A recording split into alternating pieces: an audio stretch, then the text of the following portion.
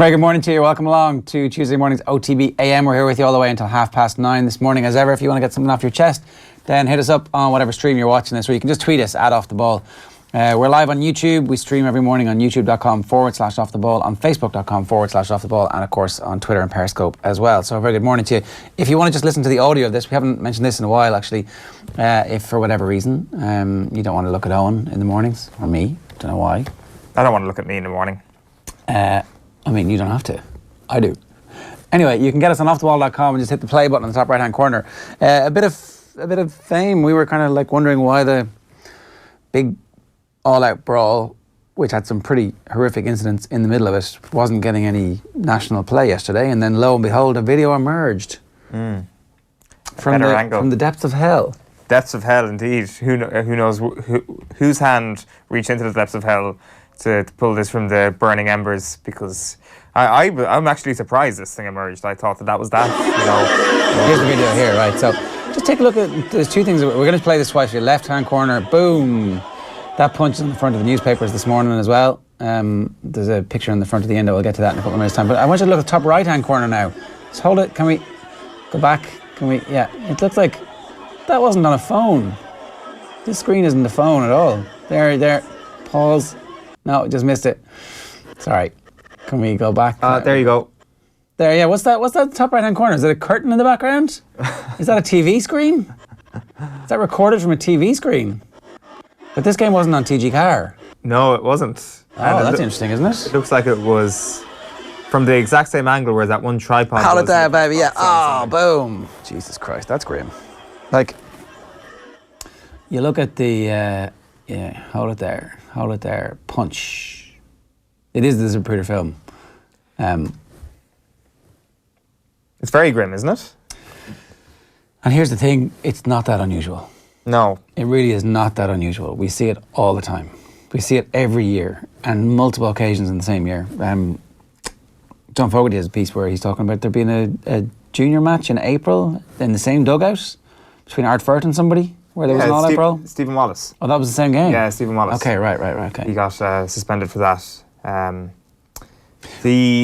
Why does Kerry football not get tarred with the same brush as like Tyrone football and Down football? And it's a very good question. I would say within Kerry there will be certain areas of the county that will be tarred with a bad brush, particularly and unfairly.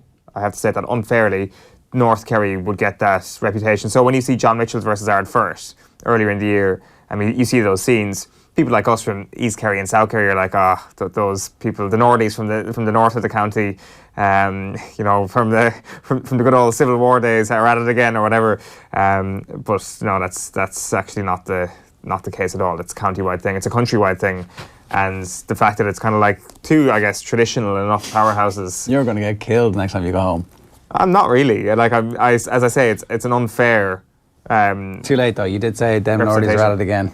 I mean, that's the line that's just been tweeted from the live stream. Well, I hope not, because that's an unfair representation of what I'm trying to say. I said there's an unfair stereotype. There's an unfair stereotype nationally. Then, if you take it one step further towards Ulster counties, with regards to their lust for violence. And I guess it's kind of painted in a different picture that they have a lust for violence, whereas every other county or every other province in the country has bad moments. Somebody made a great point yesterday that just imagine they were all playing soccer and this will get dealt with like that. I was like, it's a good point. If that happened on a soccer field, it'd be all over Joe Duffy. It'd be all over the newspapers, like people calling for these soccer thugs to be dealt with. If that type of violence happened outside a Bows and Rovers game, the police presence for the next game would be like through the absolute roof. There would be hundreds and hundreds of baton-wielding Gardaí ready to go ahead of the next Dublin Derby. What happens in the football? Happens on a Gaelic football pitch? Like, well, just young lads blowing off a bit of steam, and our lads blowing off a bit of steam. Yeah, it will be interesting to see what happens now with the referee's report, which is, I presume, due today. Obviously, there was a statement released yesterday saying that they are waiting on that report for the Controls Competitions Committee to actually make some sort of decision on what will happen. But you'd imagine that there will be fairly significant action taken. Of course, the county final is this Sunday, so they're going to have to do something before then with regards to Dingle. obviously it takes two to tango, and East Kerry can't be absolved of blame in all of this. And it's going to be very interesting to see what actually happens with regards to punishment for them. Well, we didn't talk about this yesterday, but you did want to bring up that you were saying David Clifford, the goading and the jawing that he had to put up with in that game was ridiculous. Yeah, definitely. Again, just to make it blatantly clear, it doesn't excuse what David Clifford did to his red card offence, which was striking an opponent. But there is a little bit of sympathy from his position, not from towards the person who he ended up punching. I think he was fairly, you could absolve him fairly of blame. But the brawl initially started when David Clifford was supposed to be the recipient of the pass, didn't get a pass, or else he got the ball and was dispossessed. I can't quite recall what happened, but he's on his knees anyway after that. Dingle are lashing it up the pitch, and a fella just comes over to David Clifford and kind of roars in his face, as if to say, well, like that particular, I'm sure he said to him, that particular attack broke down, David. An early bath for you, Mr. Cantona, my son. Maybe you should consider playing it down the wings next time. I'm free for tactical advice. I'll give you my number after the match. I'm sure he said something along those lines.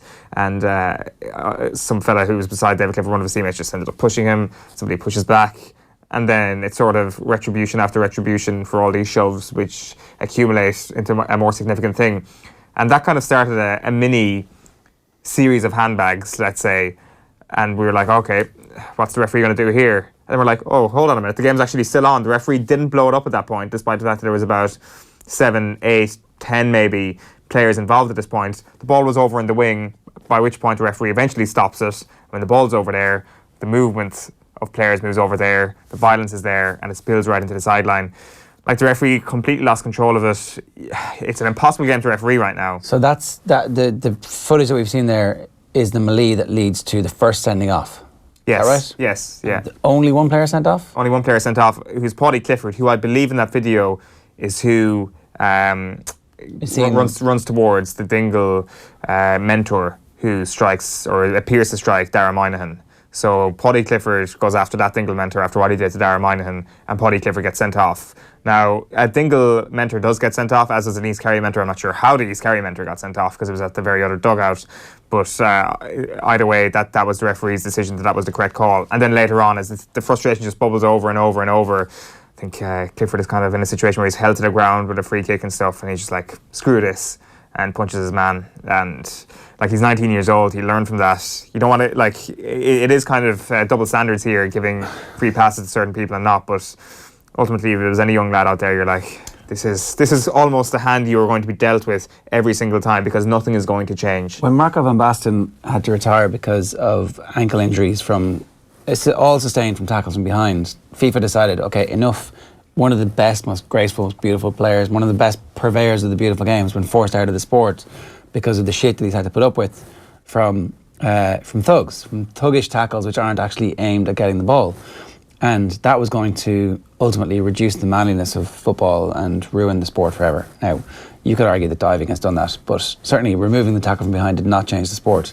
Getting rid of the jawing and the off-the-ball stuff in Gaelic football isn't actually that hard. It just requires a mindset from the people involved, and that is the administrators, primarily the ones who are at Congress, who bring the rule in and then enable the referees and the culture to change.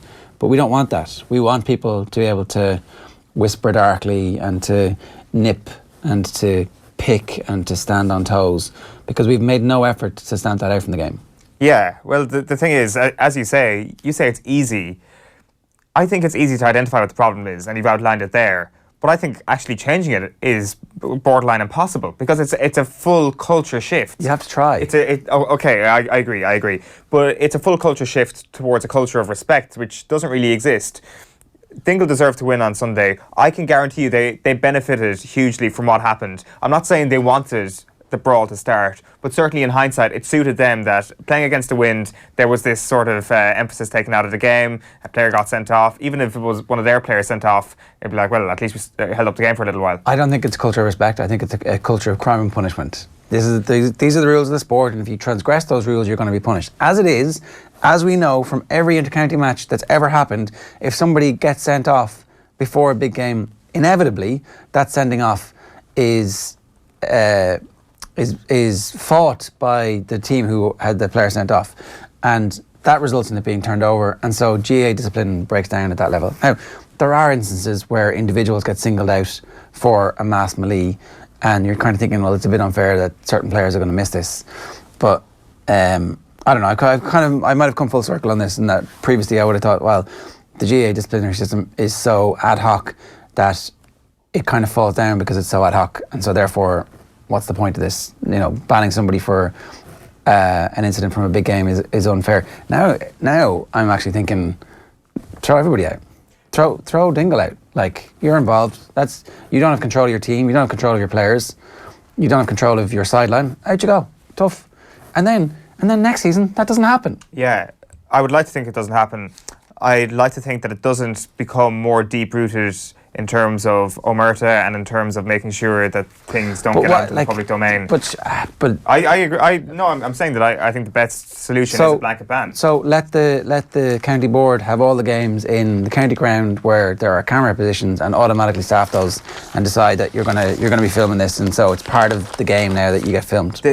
I think from a base level, one of the big issues is that the black card is not being used for sledging and for that sort of thing, which is kind of the very genesis of what a lot of these big brawls result from. And it's certainly the thing that grinds my gears the most, is this baiting and goading of opponents, which just goes on and on and on and results in some of the scenes that we see. We'll come back to that, because I've got to tell you what's coming up on the show. We've got our Type 5 with Neil Treacy coming up at 8:50, our goading top 10, you know. Well, this is a different sort of goading. It's not really, it's the same thing. Graham Hunter, around about 8:20, going to talk to us about the amazing new Barcelona documentary out based on his book, that has like all of the most storied and best Barcelona contributors from the last decade and a half. We'll also obviously talk about Lopetegui ahead of Real Madrid tonight, and maybe we'll talk some Cristiano Ronaldo as well. The breakfast menu is coming your way at 8 o'clock, and we're going to take you through the newspaper headlines just the 8 minutes late right now. OTB AM. Thanks to Screwfix.ie, championing the trade with a dedicated call centre. Guardiola calls on fans to help find special ingredient is the headline on the front of Sports Tuesday in the Irish Times. Apparently the Daily Mail are reporting that Man City fans hate UEFA, and they've been booing the UEFA Champions League anthem. I can't find that anywhere else. Can't find out why that is the case. Cristiano's return, a reminder of how life used to be, is the headline on Barney Ronay's piece. There, Ozil drives Arsenal on as Leicester left standing. We'll talk about that Arsenal game in a couple of minutes' time. And then inside the paper is IRFU aims for 2 World Cup semi-finals in the next 5 years. It's an interesting choice. 2 World Cup semi-finals in the next 5 years. I guess you got to aim high or not. Is that aiming high or not? I can't. 2 World Cup semi-finals. Let's reach the semi-final. Is there not a problem with like, oh, Jesus, we've never reached semi-final, and then we reach semi-final, like, maybe we should have tried to reach the final. Yeah. Well, in fairness, News of 4 does say that we should be aiming to win this thing next year. The truth is always coming. Ronaldo confident rape claims will be struck out. Cristiano Ronaldo says the truth is always coming, and that his lawyers are confident, and he's confident too, that it's all going to be okay. Raising the bar, IRFU Chiefs target World Cup semi-final spots in 2019 and 2023. The Dodgers and the Red Sox are into the World Series. And Flannery hits back. Okay, so that's the Killarney golf story, which... and then, John Fogarty on the first steps to tackling GAA violence club level.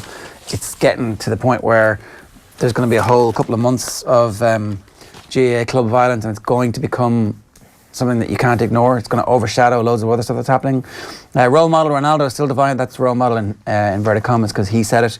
Cheltenham's war on touts. Cheltenham Racecourse is to go to the High Court tomorrow to seek an injunction banning ticket touts on the track in a groundbreaking move that would have profound ramifications for sporting venues throughout Britain. This is the Ireland edition of the Times. And then players baffled by tackle laws. Rugby players are not being sufficiently educated in the operation of new high tackle directives and are caught in the middle, according to the union representing players around the world. I mean, ultimately, the players' union should be in favour of this, because it's going to stop concussions and injuries, which ultimately will lead to the brain damage of their members. But, you know, a few sendings off here and there. Anyway, IRFU prepare for life after Schmidt as decision looms. So that's David Nusafora and Philip Brown saying, look, if he stays, he stays, and if he doesn't, well, you know, we're not entirely screwed. Is basically the subtext. We do have a plan. We're not telling you what that is because obviously, we'd have to wait until the last minute, but we really hope he stays. So Schmidt's going to decide apparently after the November internationals whether or not he's going to stay. My lawyers are confident over allegations, insists Ronaldo. And then finally for me for now, up for the fight, United to stand firm despite Ronaldo's return. Man United against Juve kicks off at 8 o'clock tonight on BT Sport 2. And Kamani calls time at a 43-year training career. Luca Kamani said yesterday, time waits for nobody, which is indeed true. Yeah, it's very, very true indeed. Back page of the Herald this morning is Ron, I'm here for victory. UVA is wary of strong United on emotional Old Trafford comeback, and that IRFU story. They do have a plan in place if Joe Schmidt decides to pack up his bags and go for a different job, probably the All Blacks.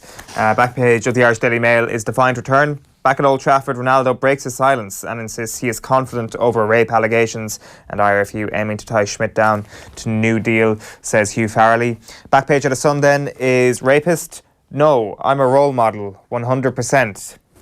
Ron shrugs off allegations.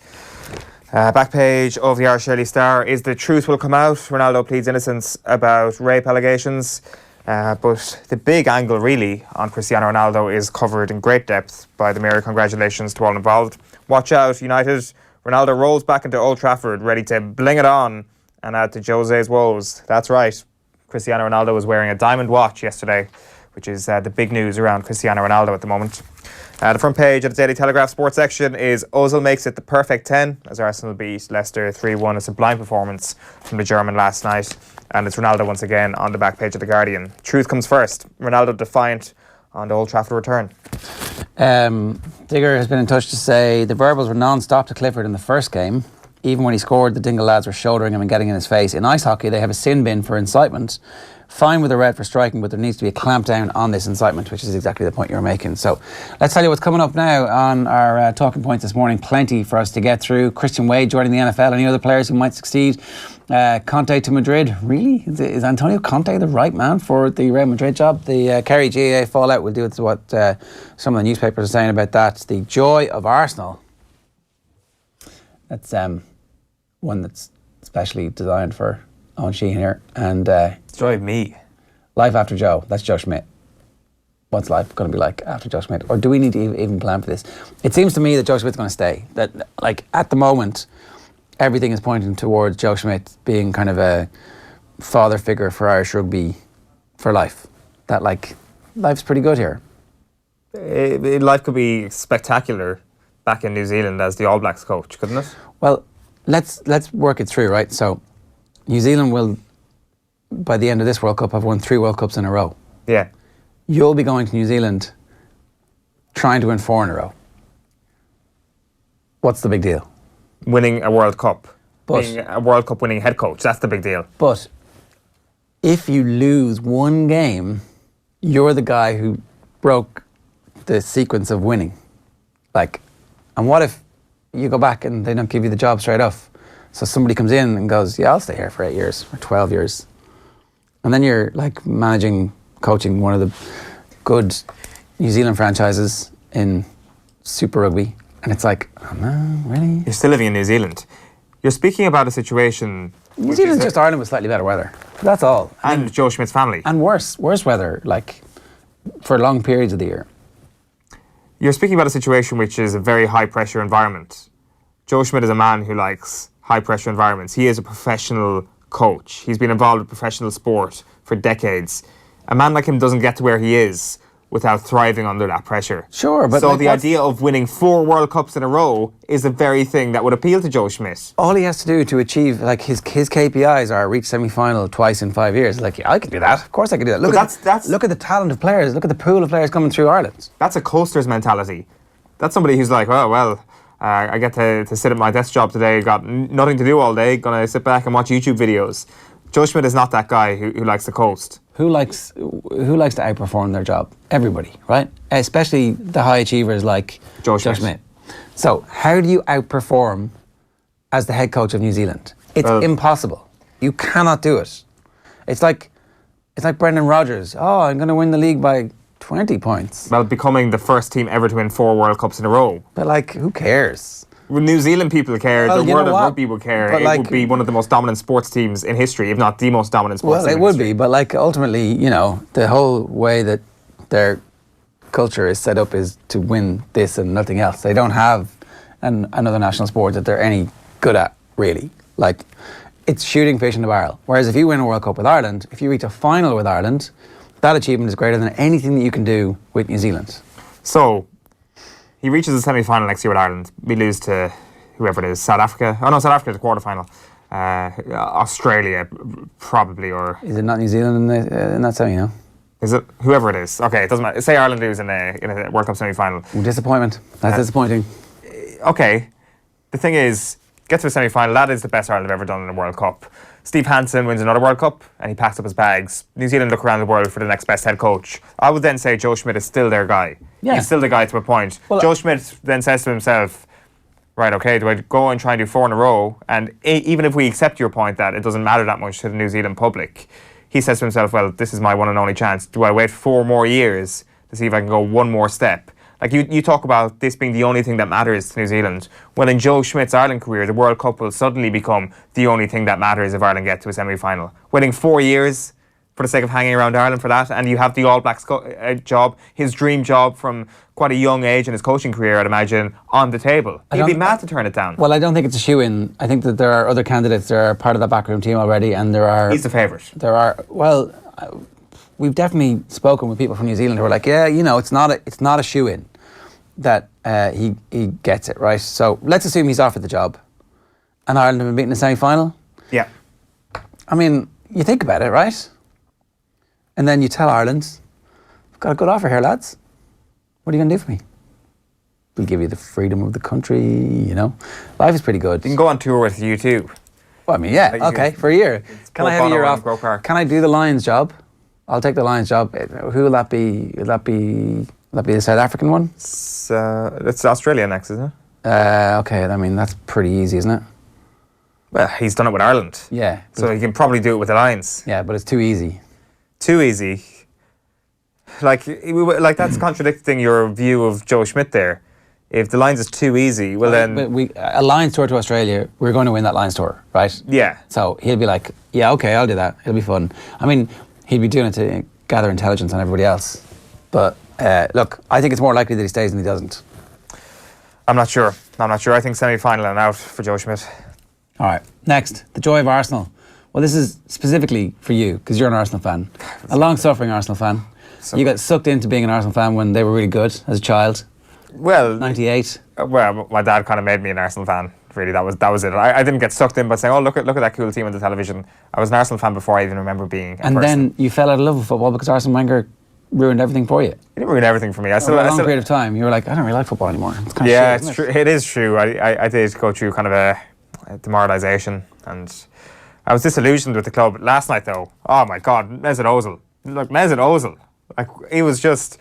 Mesut Ozil has been so good tonight. I'm no longer totally mortified about that 6-month period when I had an umlaut in my Facebook name after he signed for Arsenal. Still fairly ashamed, mind you, says Owen Sheehan. Owen, where did the umlaut go? Okay, do you know anything about German? No. Well, it's I don't have a U in my name, so it's got to go over the O. Oh, yeah, okay. So it wasn't at the AN at the end. No, I'm pretty sure that wouldn't work. I'm sure we'll get corrected on that, but I'm pretty sure there's only 2 letters in the German language which can take them out. But I might put it back if Arsenal put together some sort of title challenge and Mesut Ozil holds on to that captaincy, then I'll probably put the umlaut back in. Mesut Ozil's tweet after the game actually summed up kind of the whole mood music around Arsenal. Put that up on screen for you in just a moment. Arsenal are only 2 points behind Man City. Yeah. I mean, they were talking about it on Arsenal Fan TV last night. DT was saying, why not? Why can't we win the... Okay, this is a fan talking about Arsenal last night. Keep playing this way and I might actually move to Rwanda, he says. The Visit Rwanda tag on the sleeves of Arsenal doing their best. There's another couple of Arsenal fan tweets which we'll bring up. Ozil is the greatest German footballer of all time. Yeah, that is true. He is the GOAT. He's better than Gerd Müller. And this one about Ozil managing to find space anywhere. A reminder of when Ozil still found space in Mecca, which I have never actually seen that photo before. That's a remarkable picture and a remarkable achievement for Mesut Ozil. He is obviously going to get all the headlines for last night, but this little trickle of form that's kind of resulted in a season where he might be remembered as the season where he becomes a great player is Alex Iwobi, who was absolutely phenomenal last night. He was brilliant in that match against Fulham. Where is he a couple playing? of weeks ago, playing on the left wing. And you are a little bit cautious of talking up any of these players because A, it's Arsenal, and B, the last 2 games, like, okay, Leicester, their form has been very, very strong and they were 1-0 up. So there's a lot of realism you can take from that. But Fulham, you can't really read too much into that. That Aaron Ramsey goal of the season, probably so far. Until last night. Did they not score another one last night? They scored another amazing one last night. I think the Aaron Ramsey one just about tipped the scale. I think with the Aaron Ramsey one, there was a few fluky bits in it. Whereas last night, it was like... Very controlled decision. It was the best Arsene Wenger Arsenal without the shitty finish. Like, they used to do that to teams 10 or 12 times a game and never score. Yeah. Whereas now, it's like, oh, this didn't have to be... And the great thing about them is that they don't go absolutely crazy when they're attacking. Like under Wenger, it was like, oh wow, this is a really silky move. And suddenly Per Mertesacker finds himself in the opposition 6-yard box. Whereas now the centre-backs actually hold themselves deep. The central midfield has obviously been the big quantum leap that has been made this season. It was so obvious to all of us. We've had so many exasperated guests on this show down through the years about Arsenal's midfield, but Lucas Torreira and Granit Xhaka, and Xhaka replaced by Guendouzi around 50 minutes last night, like, has added. Torreira's just been a superb signing, doing something that no Arsenal midfielder has ever done, which is just hold your shit together for a little while, stay back when you need to stay back. There's no need to join every single attack, and lo and behold, it's actually worked. So, as I say, DT on Arsenal Fan TV was saying, why not? Why can't Arsenal go for a title? And you know what? I'm hopping on that bandwagon. I'm with DT this morning. Arsenal for a title challenge. Top 5 is City on 23, Liverpool on 23, Chelsea on 21, Arsenal on 21, and Spurs on 21. Spurs, who've been a bit Spursy so far this season, are still in on 21 points. The Saturday week is Arsenal against Liverpool in the late game in the Premier League. So that will tell all, I think. Let's move on. It's KerryGAA Fallout next. It has somehow managed to turn into the MMA versus the GAA. So we tweeted this yesterday. Footage of emerged from Tralee. Left of the screen, keep an eye on a figure in a red and black tracksuit and blue number 10, right? And that's had like 237,000 views. All right, I was at 110 last night. So 237,000 views. That's great publicity. All publicity is good publicity, Dingle. And then, sorry, just stick it back up. Underneath that was, first response was Coach Kavanagh. Yeah, that John Kavanagh, who you will know from the Octagon and... escapades such as Conor McGregor. On behalf of MMA, I'd like to apologise for this. And that was 3,000 likes, probably a bit more at this stage. The thing is, the moral of the story here is if a big enough Twitter mob tweet at Coach Kavanagh, then Mr. Coach Kavanagh will respond eventually. And plenty of people have tweeted at Joe Brolly, who hasn't responded yet. But here's, speaking of Brolly, here's Paul Kimmage from the Sunday Paper Review talking about Joe Brolly's article where he called for the banning of professional MMA. So Joe Brolly wrote last week. No, let's not go Brolly, please. Why? A bit later. A bit later? Because there are far better pieces, not just in this section, but in the other sections. Make a small point about that. So you're going to go to Joe Brolly and you're going to say, yeah, blah, blah, blah. This is exactly what he said last week. I read that. I thought it was brilliantly written. I thought he made some very good points. Now, I don't want to read it again. Now, if you want to talk about it again, that's fine. Well, I'll touch on it because people might have wondered, did he follow up on it or did he write about it again? Well, what's the follow up on? What is the follow up on with this? He's made the arguments. He made this. For me, I'm looking at it and I'm thinking, okay, well, he made an argument last week and now he's going to say, I was right. Look, this is why I was right. Hey, people, look how right I was. I mean, what is the point? Let's have a different view from some of the people he's holding to account. Right. There's an element of truth in that. I was quite interested reading Brolly again on Sunday, seeing the response he got. But I do think that there's kind of like a voyeurism to that, where it's like, tell us about the inside world of your Twitter timeline, which maybe could be done in a separate piece. I'm not sure how much she actually added to it, but I've certainly greatly enjoyed the online spat between the MMA community and Joe Brolly, because it's not a spat between the MMA community and the GAA community, despite the fact, I can't believe I just said GAA community and MMA community there in a serious face, but that's what it was threatening to spill over to. I'm sure there were plenty of people who wanted it to become that, certainly looking at a lot of mentions on Sunday saying, well, ban this sport and things like that. But it hasn't spilled over into that quite so much. But John Kavanagh clearly got a good bit of support in that tweet. I did my favourite correction. Somebody had tweeted in about, it's a long way from Ulster to Kerry, and somebody was like, well, I think you'll find those two teams are actually Kerry teams. There's not Ulster football at all. Jesus. Right, very quickly, we want to talk briefly about Conte to Madrid. This is one of the stories in the newspapers today as well. This isn't going to happen, is it? I don't know. Like, the thing is, they've kind of taken the second leap in a couple of the papers this morning, where it's like, what happens if Conte goes to Madrid? Why don't you just take Zidane back? Zidane won't go back. I'd say Zidane is enjoying his quiet life now, not being involved in football. But the reason why they won't go for Antonio Conte is, does Antonio Conte get on with Eden Hazard? And they want Hazard more. They want Hazard more than they want Antonio Conte. It's simple Dear as that. Antonio, we will offer you to the end of the season, and you can have him till the end of the season. If you win the Champions League, you can stay. If you don't win the Champions League, we're getting Eden Hazard. What do you think? Like, Conte would probably be up for that. Yeah. I'm like, yeah, okay. Can I win? And also, can I make peace with Eden Hazard? I probably can. Yeah, you probably, like, for the sake of Real Madrid, Hazard would probably make peace with Antonio Conte, because I presume Hazard wants to win the Champions League. One last one. Christian Wade to the NFL. I mean, he's not really going to the NFL. He's retiring from rugby for now to try out for the NFL. So Christian Wade is like this superstar flying winger who had been playing for Wasps and has decided to quit mid-season. Yeah. The week after Wasps got annihilated by Leinster. That's how good Leinster are. They're forcing players to change sports. Yeah, so he's a little guy, and he's fast, and he's got a step. And as Brian O'Driscoll said, sitting in that seat, there are like 15,000 of those guys in America. So the notion that Christian Wade is at 27 going to somehow turn into a punt returner or a gunner or like his best outcome here is special teams, which, you know, in fairness, is probably would make him, if he makes an NFL roster, I don't know what the rookie minimum would be. It's 300 grand. It's probably close enough to what he's earning. I don't know. It makes no sense. And if he fails, I suppose the other thing is he can come back. Yeah, it's a great story though. Like, it's another string to his bow. I was thinking, like, what other rugby players could potentially make it in the NFL? It's very hard to actually... None of them. It's very hard to make a case. Like, you look at someone like, if you talk about punt returning, the market leader, Tyreek Hill, like, is anybody in rugby anywhere close to that level? Of course, Tyreek Hill is a very cream of the crop. Yeah. But...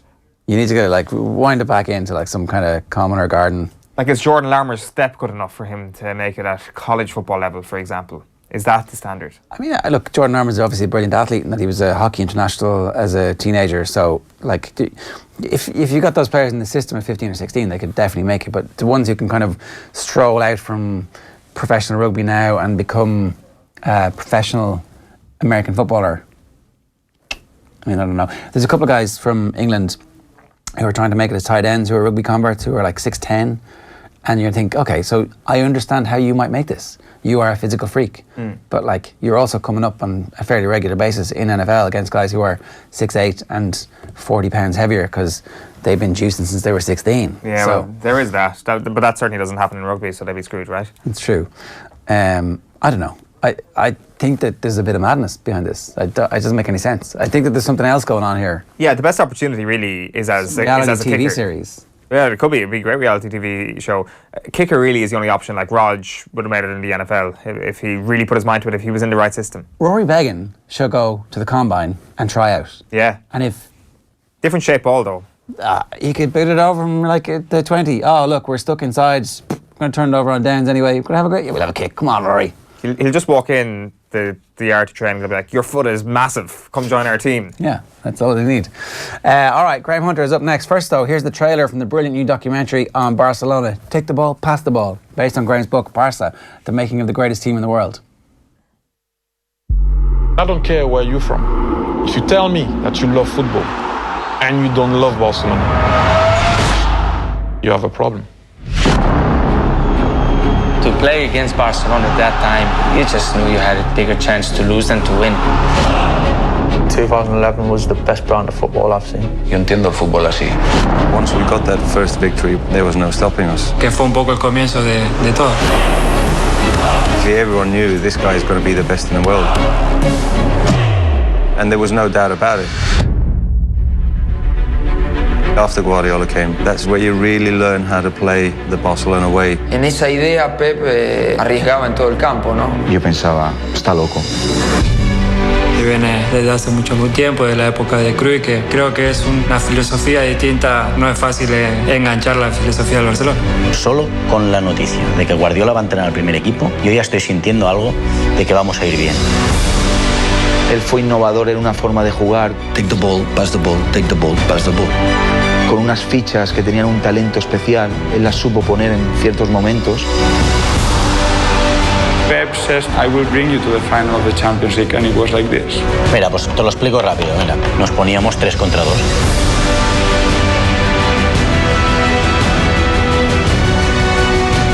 Estaba apretando tanto Mourinho, tanto.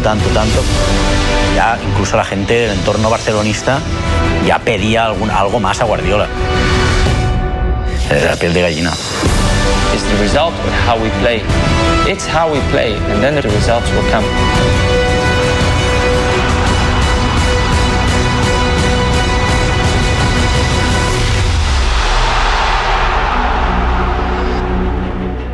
Yeah, so Take the Ball, Pass the Ball is in cinemas from November the 10th. Graham Hunter is the architect of the whole thing.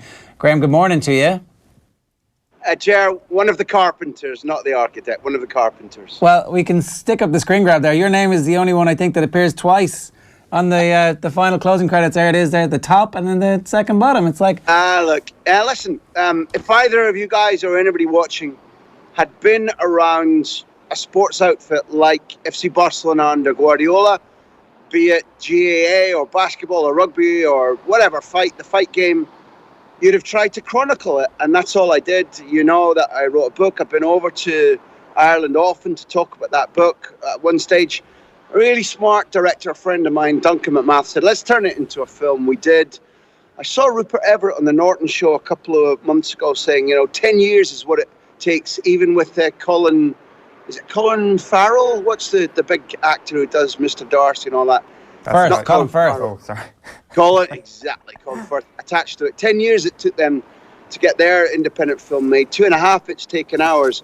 And that's the power of the story. It's the power of, you both know I'm not a Barcelona fan, I'm an Aberdeen fan. But when you get the chance to be close to Abidal and Guardiola and Messi and Xavi and Iniesta and Mascherano and Piqué, and you have the opportunity to let them tell their story in a cinematic way, then you take it. And I suppose it was a labour of belief and a labour of love, both to write the book and to try and make this cinema-style documentary. But what we find since that trailer that you played came out, Universal tell us that about 440 million people around the world have had the opportunity to see it one way or the other. 1.4 million people have actually clicked on it on the Guardian website. It's exciting and a little bit confusing, and it's all down to the beauty of the football.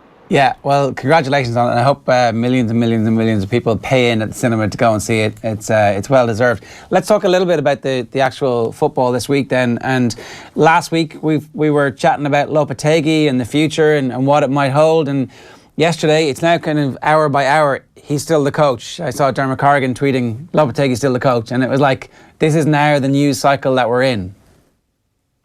Yeah, Lopetegui Watch isn't a lot of fun if you had to go through it in Krasnodar in Russia when the sort of 24-hour Lopetegui Watch began with him announcing that at the end of the World Cup he was going to take up the Roma job.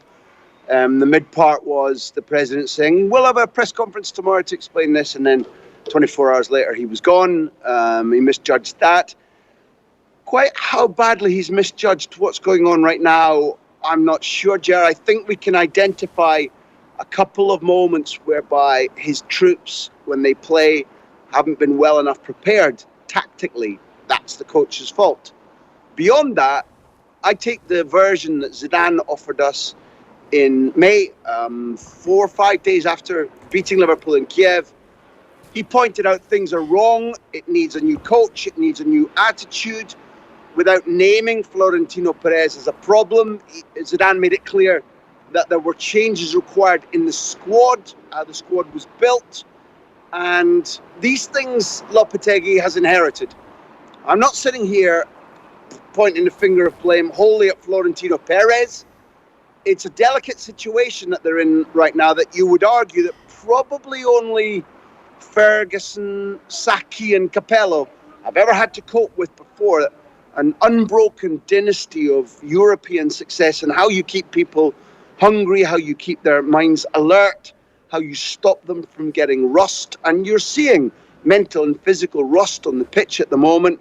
And while Lopetegui is not blameless and probably isn't going to prove to be the right guy to guide them through this, The culpability begins with the president, the lack of a director of football, the lack of a central strategy, and it rests, as Isco and Ramos have said in public, the real blame, whether it's their fault or not, the real culpability lies with the fact that the players are wildly off form right now, and maybe that's a hangover after a 3-year fiesta in the Champions League.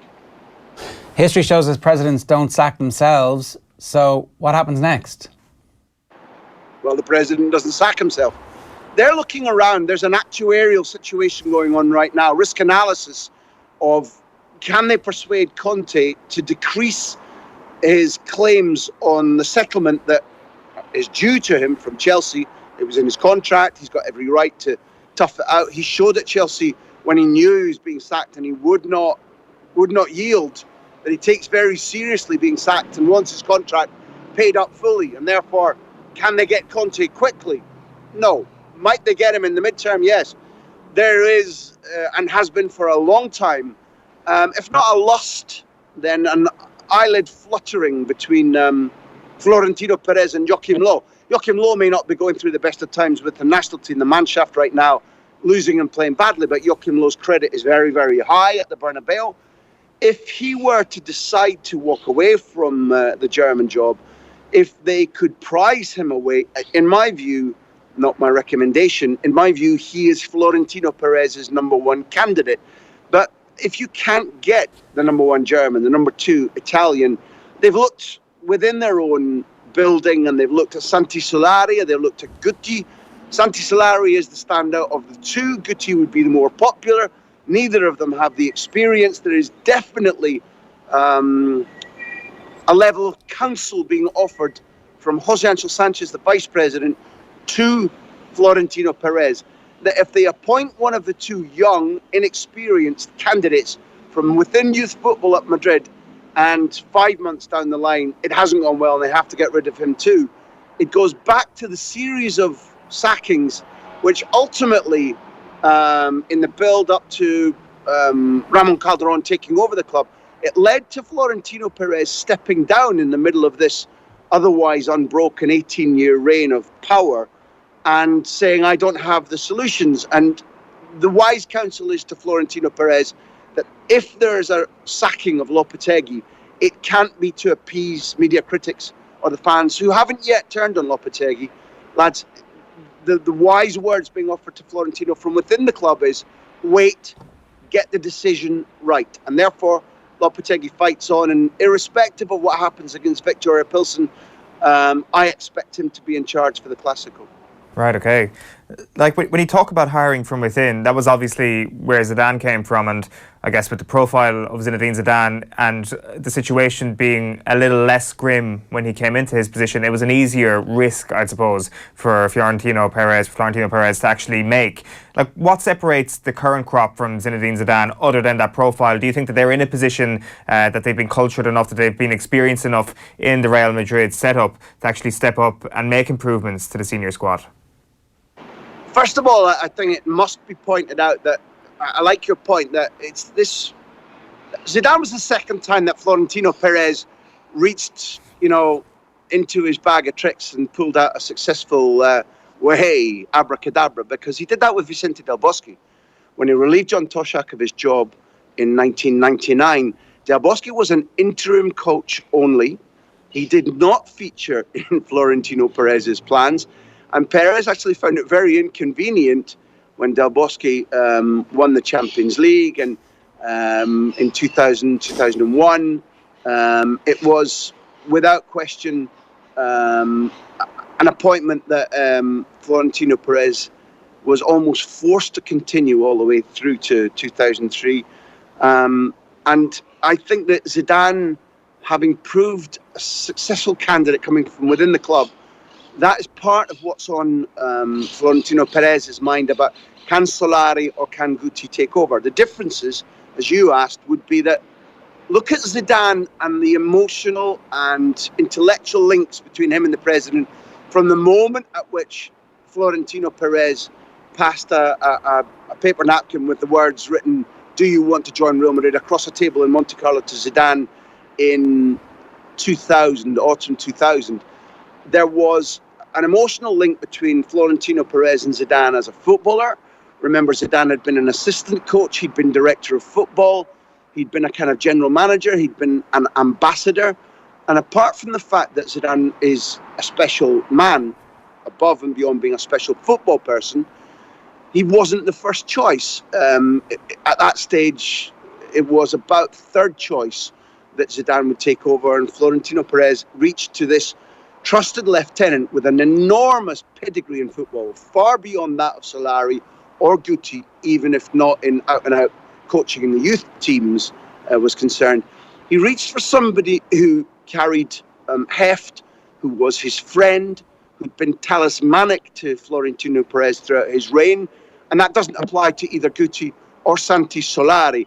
So what you look at, like you did with Zidane, in their records is really rather, not moderate results, but insufficient football experience as a coach to persuade either the media, if you count their opinions, or Florentino Perez, that they can come in and manage these personalities, because it isn't simply tactics or training.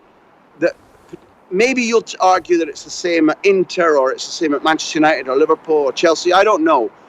I can tell you that from having spoken to coaches who come out of the ringer at the Camp Nou or the Bernabeu, the burnout factor is not the media or the results or the pressure, it's managing the egos in the dressing room. And that task is one that right now Lopetegui, although he hasn't lost their loyalty, isn't managing well enough. One last question. Owen made a point a little bit earlier on about how Real Madrid clearly want Eden Hazard next season. Does that preclude them from going after Antonio Conte, given that there's tension between the two? I take your theory building. I understand it. The first point to make to answer that is Eden Hazard, as I said to you the other week, will be trampled underfoot if they feel they can get Neymar.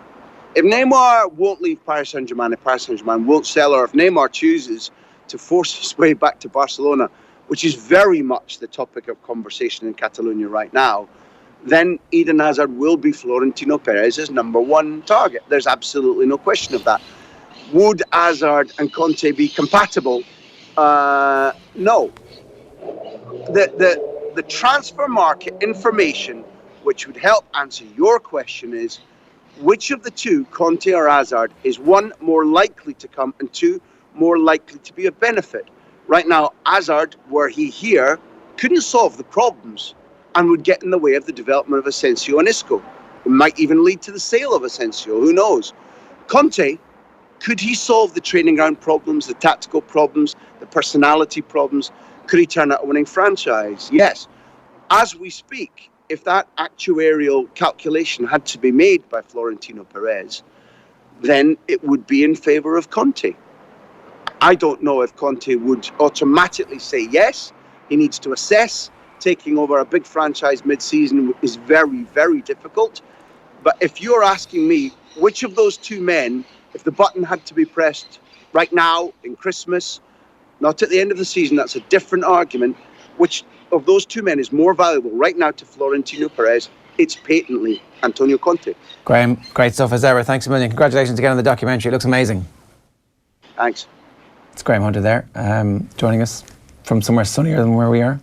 The ideal Real Madrid situation is clearly get Conte in as your manager and get Neymar in as a player. The only thing is, does Conte and Neymar work together? I don't think Antonio Conte has a lot of tolerance for Neymar's bullshit. Or maybe you develop a tolerance when he's one of the best players in the world. Yeah, I think that there's probably I'm bringing you in, you're my guy, whereas Hazard was there beforehand and Hazard was the guy, and Conte was like, well, I mean, I'm the manager of the year. I won the league. Yeah, so I don't know. Victor Moses and Marcos Alonso are my guys. Hazard, you're not my guy. Yeah, I mean, when you think about it, Victor Moses, that was weird. That 3 weeks there where he was a valuable Premier League player. The Antonio Conte period in general was weird.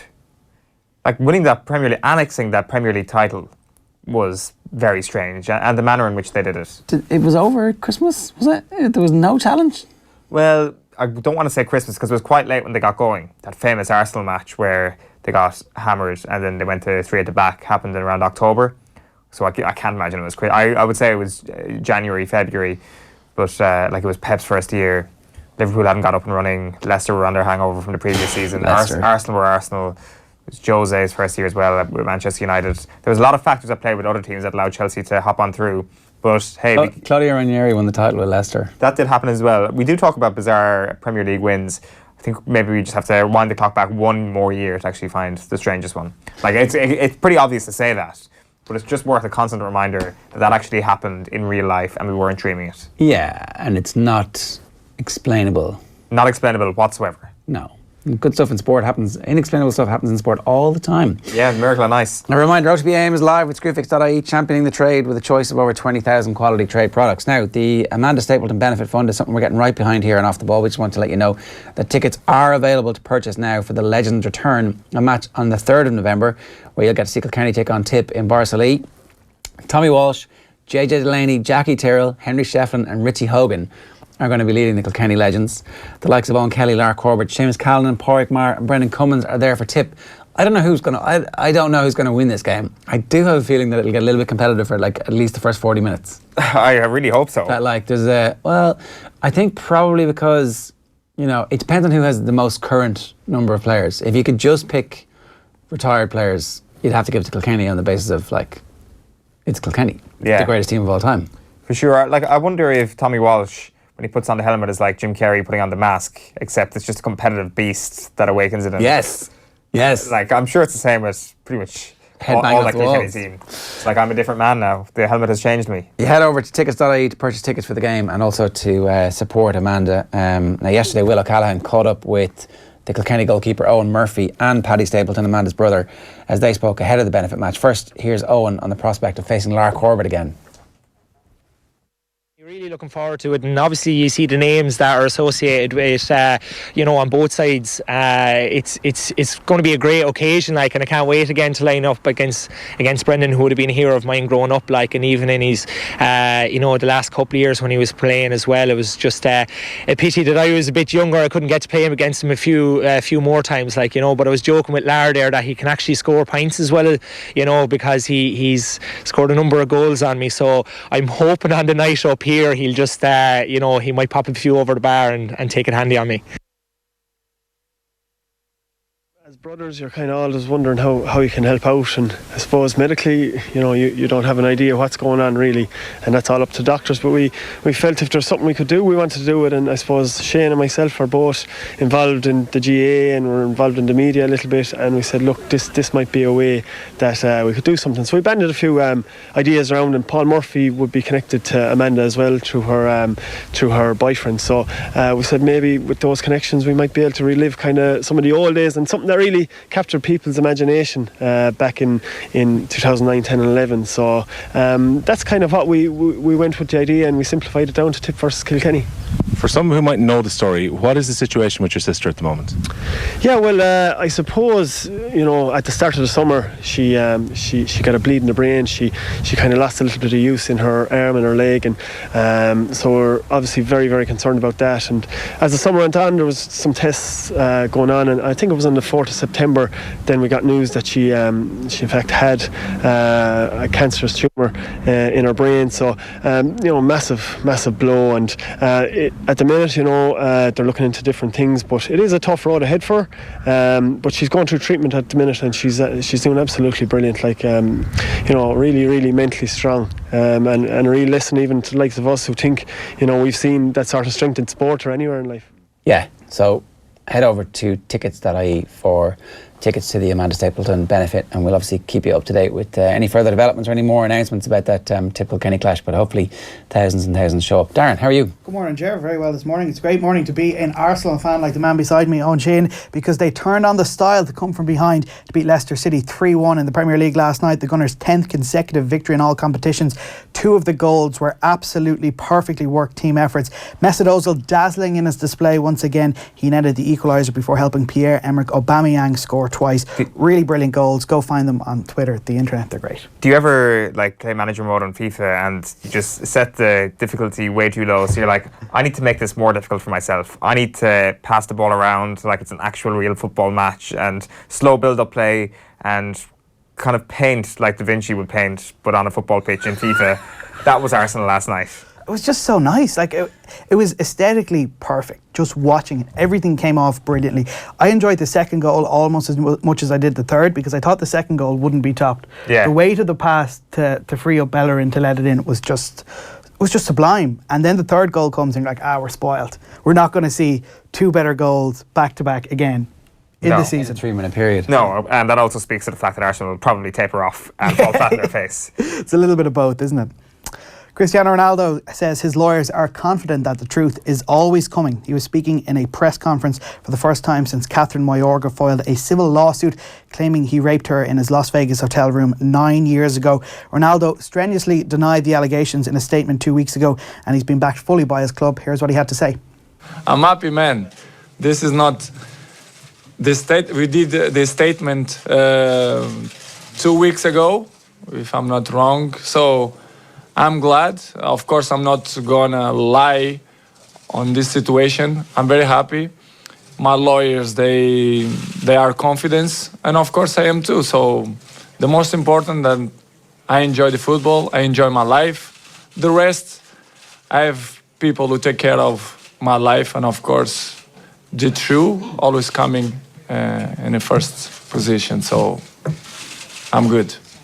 I know that I'm example. I know 100% in the pitch and outside the pitch. So I'm always smile. I'm happy, man. I'm blessed that I play in a fantastic club. I have a fantastic family. I have 4 kids. I'm healthy. I have everything. So the rest doesn't interfere on me. Both Manchester clubs in Champions League action later. Group H, Juventus taking on United at Old Trafford. City away to Shakhtar Donetsk in Group F. Both of those games kick off at 8 o'clock. Sligo Rovers and Bohs shared the spoils in the SSE Airtricity League last night.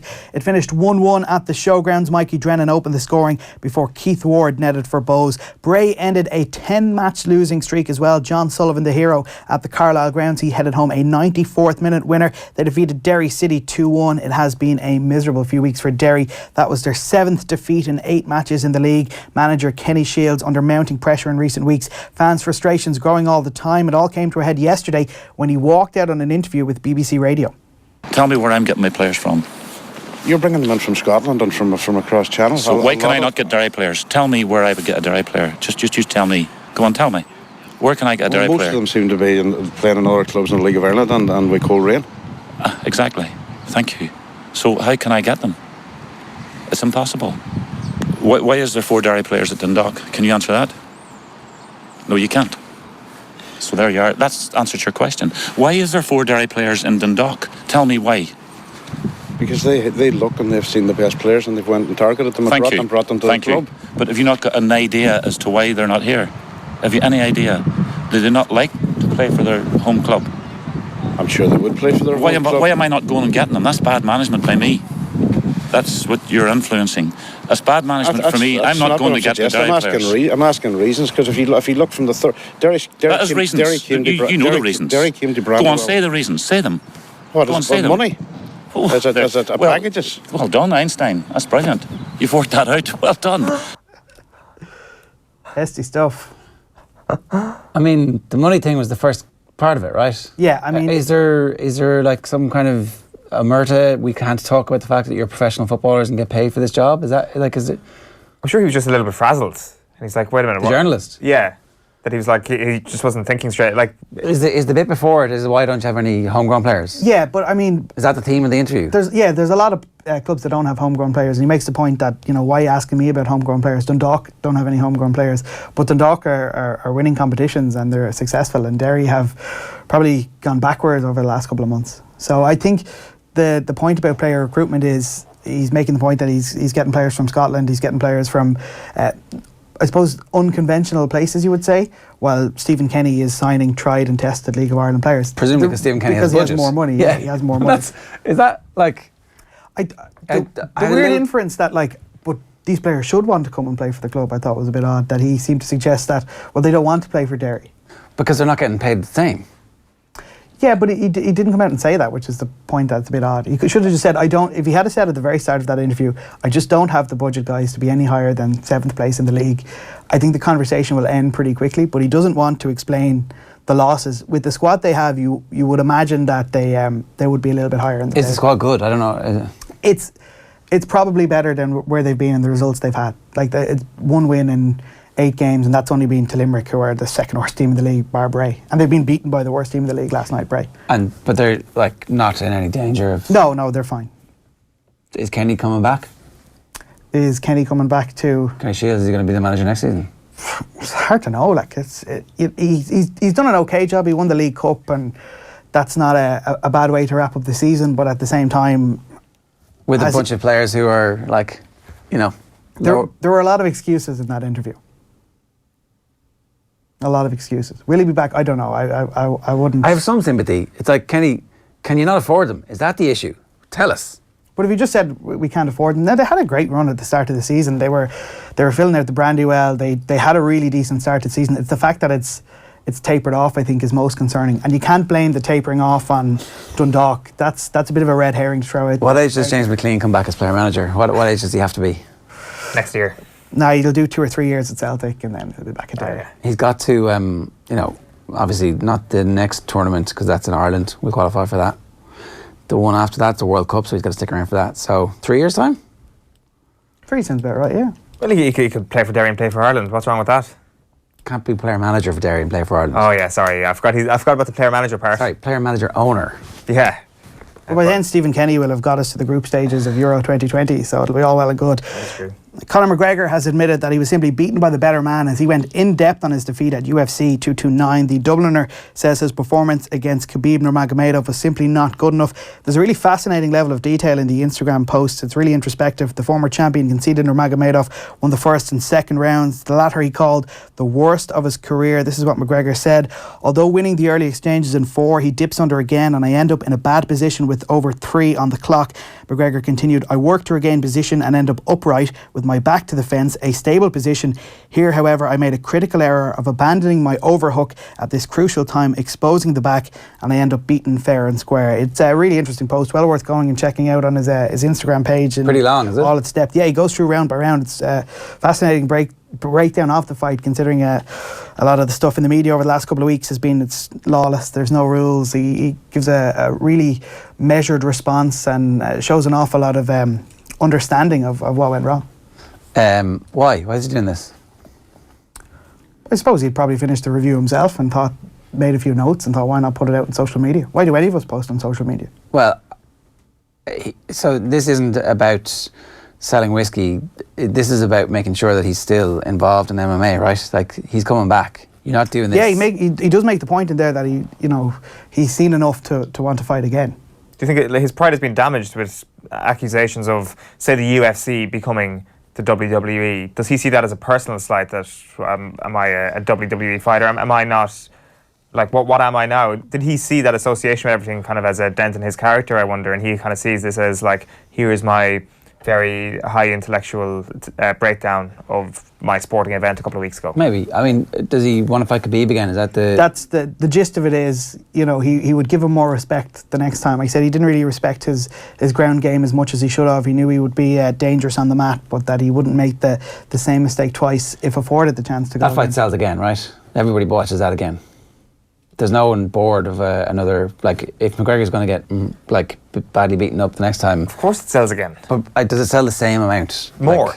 It sells more. Yeah, it does. The rematch they use the truck, and they use the Brawl at 229, and it's going to be a 90-minute promo trailer for this thing, and then a 12-minute fight afterwards where Khabib destroys McGregor again. It's interesting the way he rebuilds his perception after he loses, because a lot of people were of the belief that once he loses, this bluster and bravado of batter everyone, I'll kill everyone, once you have one fight loss under your belt, it's very hard to get back to that. Yeah. But he managed to do it already, and he's trying to reinvent himself to a point where the bravado is very, very important to selling a fight, but the humble side of McGregor is just as interesting than the one flogging whiskey and being a loudmouth. I think it's really interesting that he had the thought to go in depth here and actually give the information about why he thought he lost the fight, because it's much more than the sound bites he gives at press conferences to make the crowd pop by saying, you big mad backward CUNT and all the other mad stuff he said in press conferences. It's a different level of detail from him. Whoa,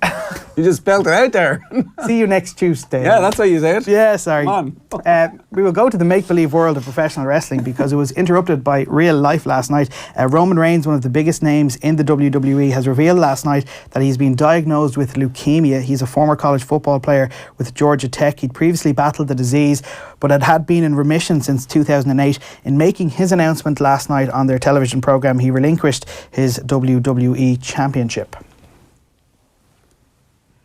You done? That's me. You've got some? Yeah, just going back on Conor McGregor. I'm not sure, do you ever just sit there and wonder what makes Conor McGregor so great? I do it all the time. Like, what makes this man? And the answer, everyone, is genetics. Genetics is what makes Conor McGregor so great. So Tony McGregor has clearly realised this, and he's taken to the gym. Have a look at this from his Instagram last week. Go. 1, 2, 3, 4, 5, 6. Tony, do you always train in that gear? What? Do you always train in that gear? Yes. Go, boss. Never home without it. That's it. Let's go. Another 6, yeah? 6, go.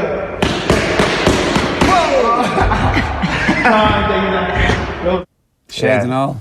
Tony McGregor in a suit, in the gym. His fighting career starts here. His celebrity career going from strength to strength. Here's a picture from his Instagram, chilling out with Chasing Abby in a hotel room.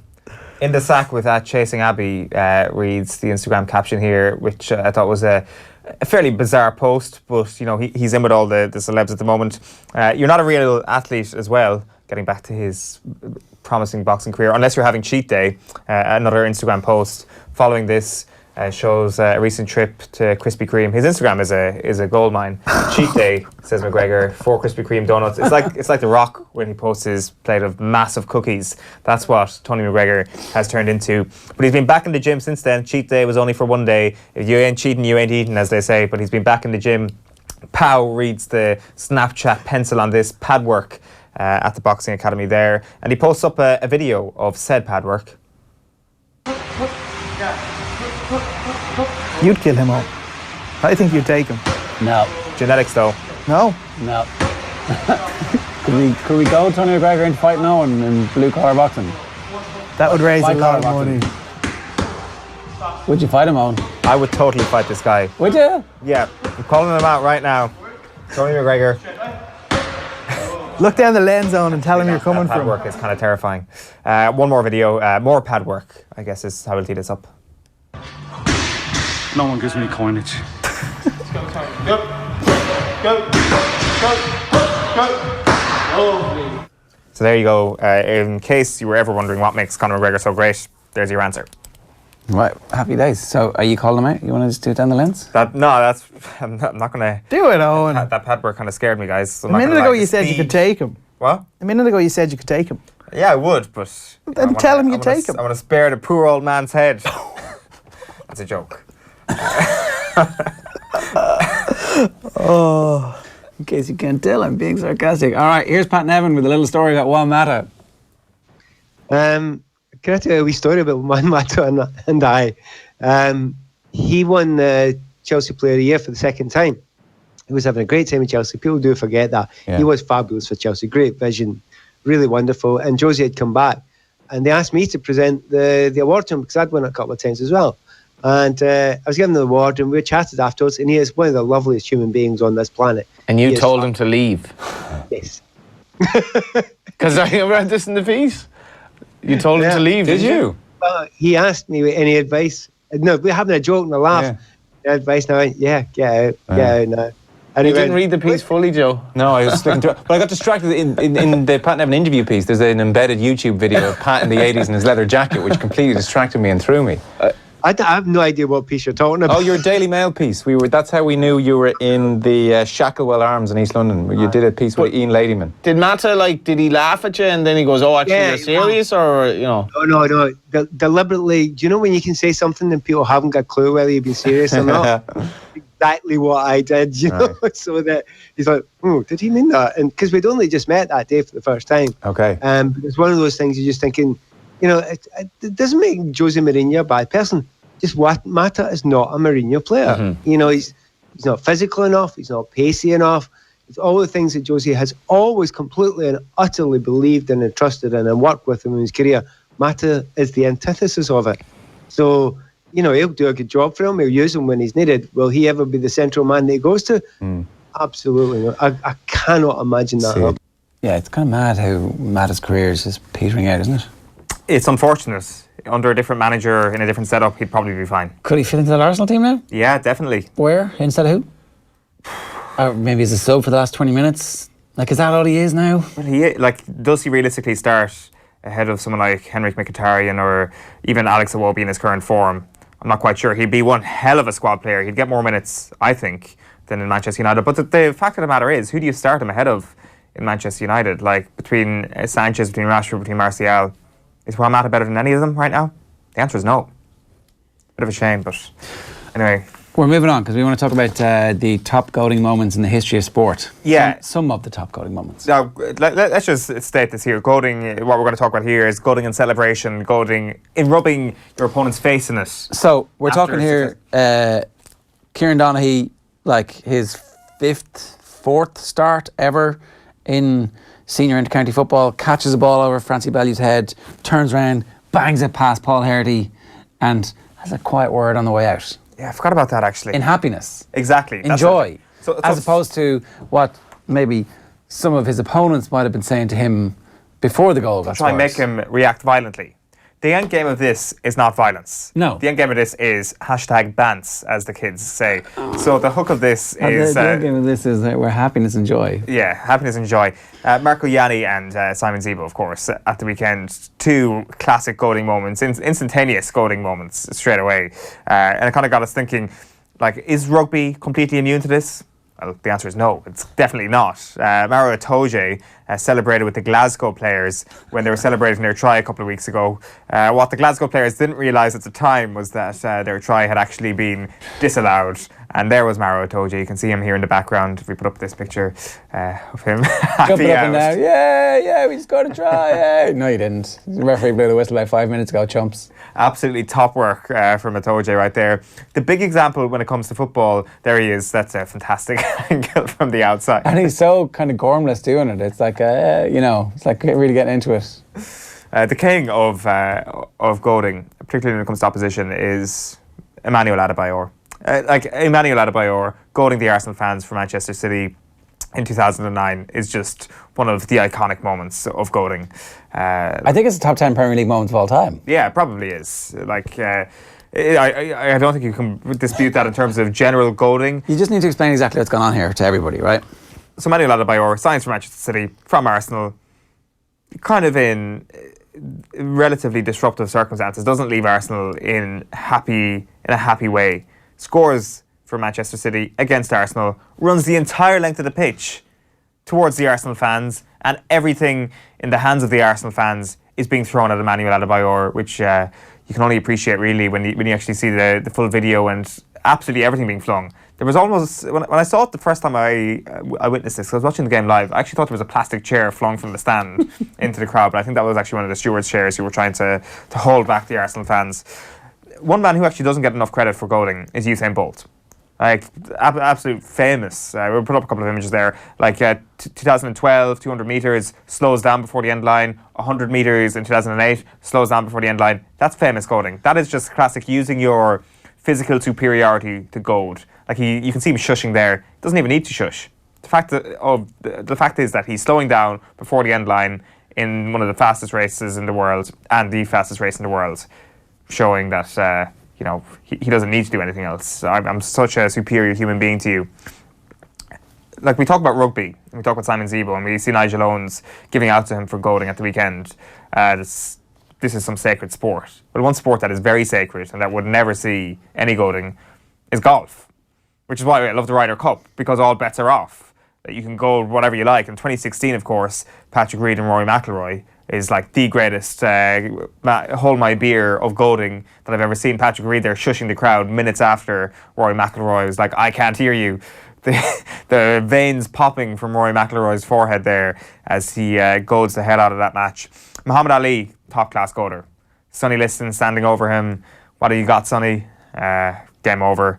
Joe Brolly, of course, when it comes to GAA, absolute king of the goad. 1997, Derry against Tyrone, blowing kisses to the crowd, very famous. 2013, then, when I'd forgotten about, actually, Niall Morgan against Donegal in that Ulster quarter-final clash. Donegal, of course, won the game after Niall Morgan was like, I can't hear you. Yeah. Didn't he miss like 5 in a row after that? He did. That was one of the worst kind of instigators of karma I've ever seen. It was so unfortunate, but very, very funny all the same. Similarly funny is any sort of karma that Alan Pardew gets. But you'll remember in 2012 when Newcastle were playing Sunderland, Alan Pardew celebrating a Martin O'Neill's face. Oh, I don't actually, yeah. Like that was a late equaliser against Sunderland at the time in 2012. Poor Martin O'Neill being goaded by Alan Pardew. Is it the worst thing that can happen to you in football? Pretty much. Alan Pardew celebrating. Alan Pardew having one up on you on anything in life would be like, oh Jesus, that's Alan fucking Pardew. Him dancing on the sideline at Wembley as well for Crystal Palace in that FA Cup final against Manchester United in 2016. That was bad. Not exactly goading, but it was bad. The best sport though for goading, and the one that presents the most opportunities, is basketball. Like it has a slew of examples. Like you could pick 12 examples and he wouldn't even be scratching the surface when it comes to great basketball goading moments. Sean Kemp versus Alton Lister in 1992 is one of my favourites. So it was one of his most famous stunts playing for the Supersonics here against the Warriors. What you can't see here is Lister lying on the ground. Sean Kemp is just after dunking on him and he points at him and laughs at him, which is just standard run-of-the-mill goading. One of my favourite ones though is Allen Iverson against Tyronn Lue in the 2001 NBA Finals, where Allen Iverson does basically an ankle-breaking dribble. Lue is on the ground. Iverson shoots his shot and then steps over Lue when he's on the ground, something that was replicated by LeBron James on Draymond Green in the 2016 NBA Finals. Like stepping over an opponent like it's a dead body is top-class goading, and another reason why basketball brings it to the top of the list. 2016 is when they win? Yeah, they come from 3-1 down. Okay, right. So you're allowed to do it then? Yeah, like that. The 2016 NBA series, like playoffs, was amazing because in the West you had the situation involving Draymond as well and Steven Adams of the Oklahoma City Thunder, where there was alleged kicking of the balls. Right. You know, that's going a level above goading. You know, not a fan of that, but getting back to goading in the finals, that was like a big ass feat as well. Yeah, but the biggest one, and this is the final one, is Scottie Pippen on Patrick Ewing in 1994. It's a game involving a lot of verbals with Spike Lee as well.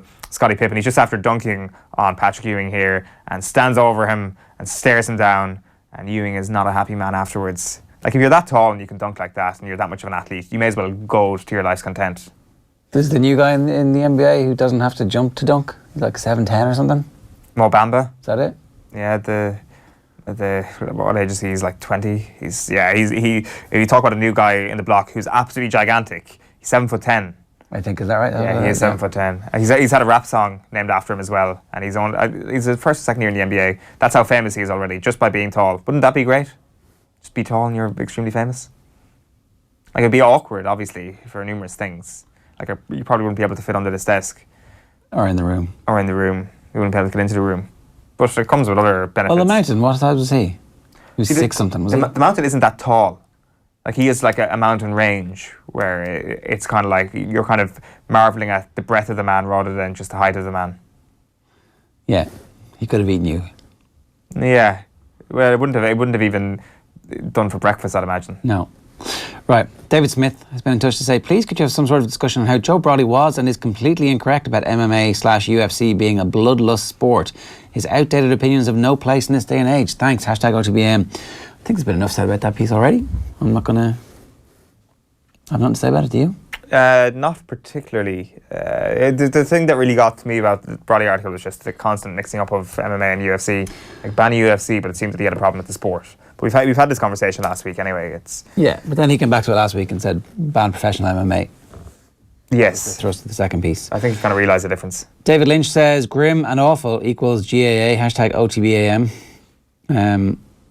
That's David Lynch, the director, famous of course for Twin Peaks. Thanks, David. Wasn't sure that you were a GAA fan, but it's interesting. Also, unfortunately, has a brilliant cameo in Louis, which no one's allowed to watch or talk about anymore. I've never seen it. Have you not? No. Oh, I mean, I also haven't seen the original Twin Peaks. The original Twin Peaks. I mean, you need to siphon off a day, immerse yourself in it, and come out on the other side. That time of the year, isn't it, to get into Twin Peaks? Daggett Hire, so far as I know, it's not possible for Joe to walk into the All Blacks job straight from the Ireland job, and he would be expected to rejoin the New Zealand system via a franchise first, hashtag OTBAM. Like, truth there, actually, yeah. As far as you know, right? But they can change the rules. They can say, oh, this is a once-in-a-lifetime opportunity for us to get a World Cup winning coach, as he will be, of course, at that point, and take him into our system. What are we going to do? Let him stay at Ireland? No. Would Ireland go after Steve Hansen if he vacated the All Blacks role? I mean, just make it a constant merry-go-round. Do you think Steve Hansen... No. Well, like, they shouldn't, really. They should get somebody from inside their own system. Yeah, they obviously should. There's a couple that person being Andy Farrell. Stuart Lancaster. But like, yeah, from inside the system. What about an Irish coach? How many more years do you think it'll be before we have... Rog and... Yeah, Jerry Flannery. Paul O'Connell. Mike Prendergast, if he makes those improvements. Like, who knows when that time will come? You need a lot of those coaches to come through the system, and they kind of, like, you rush to get the Ireland job now, it's too early. It's like you don't get another chance at it. So, GAA Brawls, is it just Gaelic football this is happening, or is it hurling also, asks John Carroll on Facebook.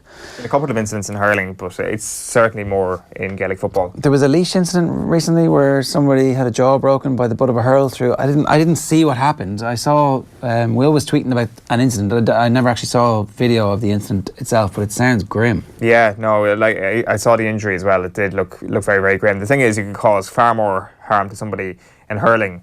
And maybe that's just the reason why it doesn't happen. People are afraid of their own power with a stick in their hand. Or aware of it, I don't know. Or aware of it, maybe. Is there more of a culture of respect in hurling? Like, are hurling people different if they don't like goad and like wind up their opposition to the point of violence? I don't actually believe that. But it seems that on the evidence we've witnessed over the last couple of months, it's been, I'd say, 80-20 in favour, and I say favour in inverted commas, of football. Is it 80-20? Is it more like 95-5? Maybe 95-5. It feels that way, doesn't it? It feels that it's definitely been way more football than hurling. Like, the thing is, what we've seen... Also, football, there are way more football matches than hurling matches, like, around the country. That is true. And also, to be honest with you, with regards to a national scale, what we've seen has been on a very small scale. It just happens to be whatever gets taken on a smartphone. Like... We're seeing a small percentage of what's actually happening, is the point you're making. Definitely. Yeah, okay. All right, OTBAM returns tomorrow morning from 7:45. You can watch everything back over on our YouTube channel. The full stream goes up on Periscope and on Facebook, so it depends on what social media is your social media of choice. Obviously, you can also listen back to the podcast after 10 o'clock. We're over on Spotify now as well. If you want to check us out there, OTB AM on Spotify by Off The Ball Radio.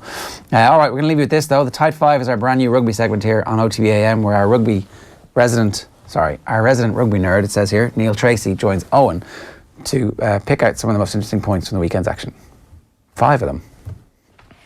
You're welcome along to another edition of the Tide 5. Neil Treacy, Off The Ball's resident rugby nerd, is back with us in studio after a wildly successful Tide 5 last week. We'll get into that in just a moment. To tell you what's coming up today, as you can see in the sidebar, Danny Cipriani's red card is top of the agenda. It's top of the agenda really for everybody, speaking about that Munster against Gloucester game on Saturday. We're also going to talk a little bit about Racing 92's scrum and how it decimated Ulster.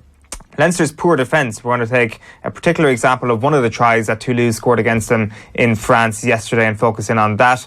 Newcastle Magic. And we're going to focus in on the Falcons and their superb start to the European Champions Cup, beating Toulon last week and then Montpellier this week. And then Schmidt's Ireland squad, the November international squad, announced this Wednesday. Neil Treacy, you're very welcome. How are you doing, Owen?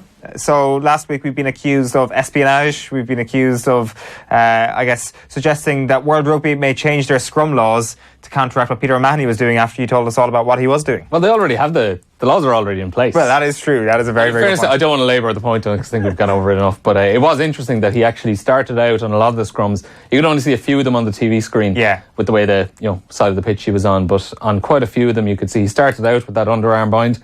And then just as they set, he actually went back to the traditional one. Ah, right, so, okay. Maybe he was just trying to trick the opposition there. They might think that he's locked in a little bit too much and try to go down the blind side. And, he fools them. He's ready and waiting. But anyway, I think that's all we're ready to say on it this week. Yeah, exactly. Danny Cipriani, red card. I think, are we at the stage now where we're all in agreement that it should have been a red card? Yeah, I think it has to be. And, we don't want to labour the point or go to town on him because, look, it was just a clumsy tackle. It was bad technique, really, and you could see afterwards he knew the mistake he made. He put his hands up. There was no complaints with the ref. He just said, look, sorry. Gave Niall Scannell a kind of a customary wave as he went off just to check and see was he all right. And I think most people coming away from it have kind of gone, you know what? It's unfortunate he had to be red carded, but he did. Yeah. And we're going to just have a little look here about just why it is. And like, you hear all this stuff about how the game's gone soft, and that's there. You can just see it's the technique, really, that he's kind of just standing up way too much. He has the arms down by his side, and I think a lot of people were saying he's actually maybe trying to back out of the tackle a little bit. But if you are in that position, unfortunately, you have to commit to the tackle if you're that close to it. You can't just stand there and wait for it to happen. And you can see there, it's the shoulder connecting with the jaw of Rory Scannell, and it just has to be red, unfortunately, at the moment. And we're in a situation where, for the next maybe couple of years, there are going to have to be a lot of tough calls made and a lot of unfortunate red cards given out, just so you can hammer home the message to players and to coaches that, look, you have to change the way and the technique you're going into tackles, because player safety is paramount. And one thing I just want to look at, we have another shot here. This is from about 11 minutes into the match. This is a similar one on CJ Stander. Now, he doesn't connect with the head. It's actually just below the shoulders where he catches him. So it is actually a fair tackle. But it's just an idea of the setup from Cipriani is very similar. Yeah. He's still standing up in the tackle quite a lot. There's really just a slight bend in the knees. And the arms are kind of down by the side as well. That's very true. That's just what you have to kind of train yourself out of getting into the better position, of getting down low and taking the player maybe down at the hips or below the nipple line is what they're trying to introduce. That's it, because that is such a knife edge of a difference. Like, if he stands up a tiny bit taller, or if Stander goes down a few inches shorter as well.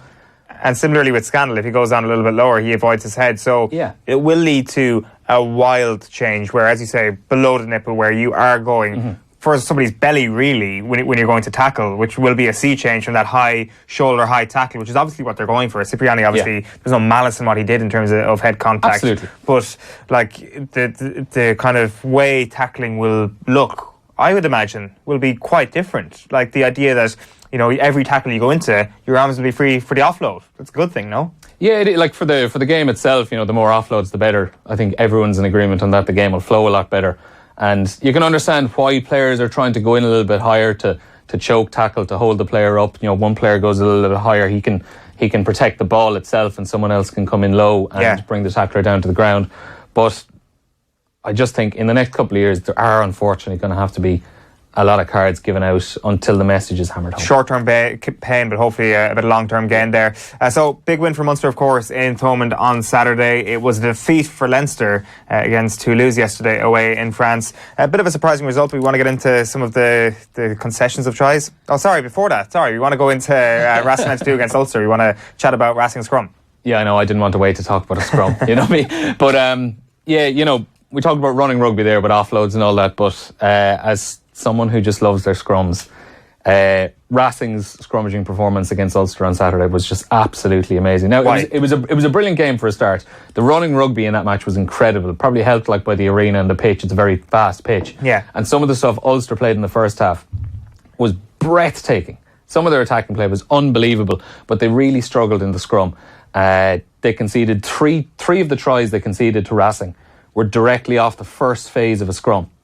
One of those, they were marched over and they got over in the corner. Two of them, the scrum kind of collapsed to the ground, but they still first phase in under the post. And as well as that, they conceded a penalty that Finn Russell kicked. So immediately you're looking at that, 24 points of Racing's 44 were directly off scrums. And there's one we're going to look at in particular, which is in the lead up to Teddy Riberen's first try of the game for Racing, which got them back into it. This is the first shot we can see here, and it's... First, we're going to look at the Racing 92 players and why they did so well here. You can see the red lines on them there. Everyone moving in the exact same direction. Okay. The heads and hips are in line with one another. Everyone moving in unison in the same direction. And if you contrast that with Ulster with those yellow lines, particularly the one closest to us, which is Andy Warwick, the loose head prop for Ulster. You can see there, Marty Moore over on the far hand side. He's alongside Rory Best. But you can just see, excuse me, that Andy Warwick has just been turned in a little bit. How does that happen? Is that Warwick's fault, or is it down to what Racing are doing? No, it's probably what Sadak Gomez-Sa is doing for Racing 92, their tight head. So he's just pushing in a little bit, trying to get in on Rory Best, and that forces Andy Warwick to kind of follow in almost, and I mean his hips get kicked out. If we can just get it back up on the screen there again, I'll just show you again. So you can see there how his backside is kind of pointing out the way, and there's a much wider gap between his hips and Rory Best's hips than there is between Rory Best and Marty Moore. And you can see even then that causes Ian Henderson in the second row to kind of jut out a little bit. And if we move it on to the next clip here, we're just going to see how that develops. So Racing are starting to move forward, and you can see all of their players again are still pretty much all going in the exact same direction. The red lines are all facing almost parallel to one another, heads and hips in line, and you can see how Ulster's scrum has just been kind of pulled apart. So now you have Andy Warwick, he's still pointing out, you can see there 5, you can just see his backside kind of jutting up in the air. That's Kieran Treadwell. Jordy Murphy on the far side is having to dig in and come across. And you can see that arrow there looping on the far hand side. What they're going to try to do here now is just push up. Sedat Gomez, the Racing tight head, is going to push up a little bit further than what his loose head is going to do, and that's going to cause the scrum to wheel out and kick towards the touchline. And we'll just get down the blind side of that. Yeah, we'll just get the third line here. So basically, that's what they've done. They've pushed up on the right hand side, and you can see all the Ulster players that are immediately taken out of the game completely. Their entire back row is nowhere near Antoine Claassen, the Racing number 8, who all he has to do really is just go into all that space, and it's a 2-on-1 with him and Iribarren against Jacob Stockdale, and they're in under the post. That's brilliant stuff. So what is the remedy for this? So are you looking at this and you're saying, right, Racing have got an exceptionally gifted pack, or are you looking at this and saying this is an exceptionally well coached pack? It's very well coached, and there isn't really a short-term fix. Like, this is something, and I've no doubt as well, Dan McFarland, he is a brilliant scrum coach. He worked absolute wonders with Connacht in the season where they won the Pro 14, or in the lead up, to when they won the Pro 14. He was there for years, and he really got their pack singing. In particular, their scrum. And I've no doubt maybe in the long term, down the line, he's going to have a pack at Ulster that are going to be a very, very strong scrummaging unit. Unfortunately, at the moment, they're probably just still learning their ways in it. They have they have some way to go, and they did really struggle at times on Saturday evening. As I said, 24 points pretty much directly coming from the scrums. But I just wanted to highlight it, not so much to show what Ulster were doing wrong, but just to show just how powerful it is, and just how important it can be to have a scrum that can get you points. Yeah. And just how easily it can get you points. Because I think people forget that probably a lot. Yeah, it's true. I think it was quite evident on Saturday night, but also the cohesive nature of a scrum, and just literally, as you point out there. Yeah, to me that's artwork. That's so much better than, Finn Russell chipping over the top and catching onto it and flicking it inside into Teddy Thomas.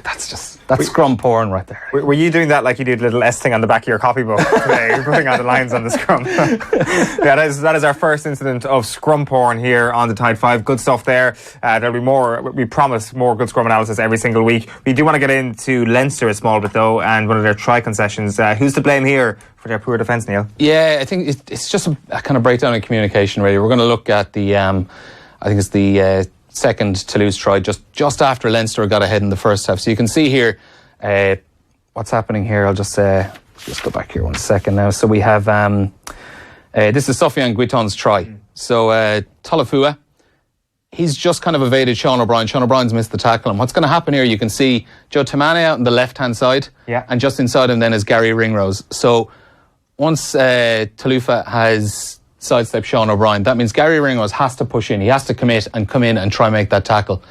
And if we just run it on, we'll see what happens. So Ringrose has come in, he's tried to make that tackle, but the offload has been made. And now all of a sudden, Joe Tamane, he's just stayed outside. He just that split second where he was just a little bit flat-footed, and you can just see just the amount of space that opens up. And granted, the tackles themselves weren't great. Jordan Larmour slipped off a tackle. Sean O'Brien slipped off a tackle. Those sort of things will happen in a game, obviously. But yeah, you can just see how Tamane was just caught on the outside. And there were other tries as well where, it's just about the positioning, it's about the footwork, it's about getting yourself in place, watching what the person inside you is doing as well. I would wonder in that situation, if Rob Kearney's fit and Larmour's out in that wing, does he make that same error that Joe Tamane does? Is it just a little bit of a lack of a relationship between himself and Gary Ringrose? It probably is, I'd say. All that comes with time. And you can see just how, the amount of detail that's in rugby now, the sheer amount of detail that's in all these defensive systems, you do need time to pick it up. And it was just one of those occasions where the inexperience of being involved with the team probably just did cost Tamana on that occasion. Yeah, let's talk Newcastle. We were trying to think of some Geordie Shore pun for rugby. Get in touch at Off the Ball or at Please don't. Neil_Treacy for your best Geordie Shore rugby puns, because we're going to call it that slot next time, because we do want to talk about these guys. We're probably going to be talking about them a little bit more. Bottom of the Premiership, but flying high in Europe. Yeah, and this is...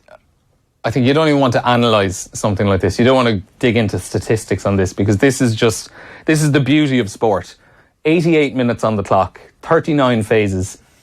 Newcastle, first time playing Heineken Champions Cup rugby in God knows how long.